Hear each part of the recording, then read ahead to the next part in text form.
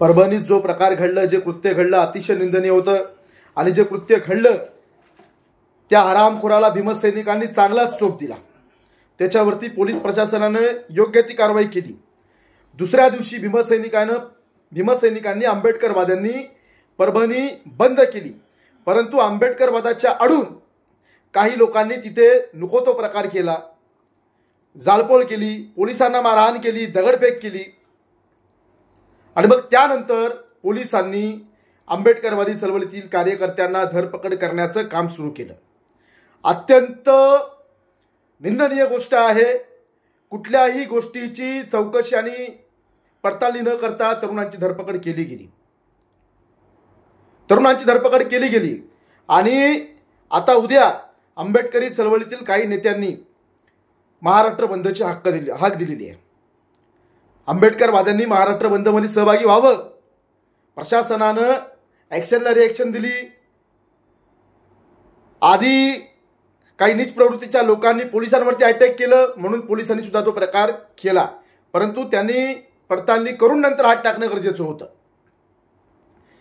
परंतु मी आंबेडकरवादी तरुणांना सांगू इच्छितो की 2018ला भीमा कोरेगावच्या दंगलीनंतर हजारो मुलांवरती केसेस दाखल झाल्या। चांगले engineer, BA, BSc, BCom, MBA प्रत्येक क्षेत्रात शिक्षण घेतलेल्या बऱ्याच मुलांवरती केसेस दाखल झाल्या आणि आता त्यांना नोकऱ्या सुद्धा चांगल्या ठिकाणी मिळत नाहीयेत।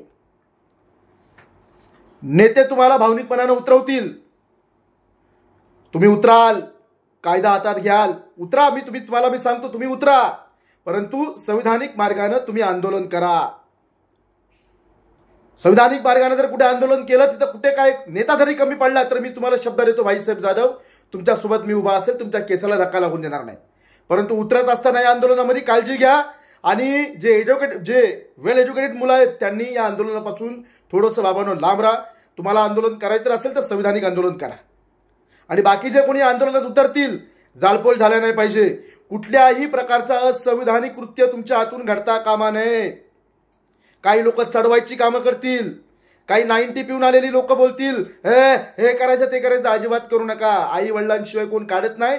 नेते फक्त बंदची हाक देतात, नेत्यांची पोरं जातात, आउट ऑफ इंडिया शिकून येतात आणि तुमची आमची मुलं, तुमची आमची भावंड ही केसेस भोगत बसतात।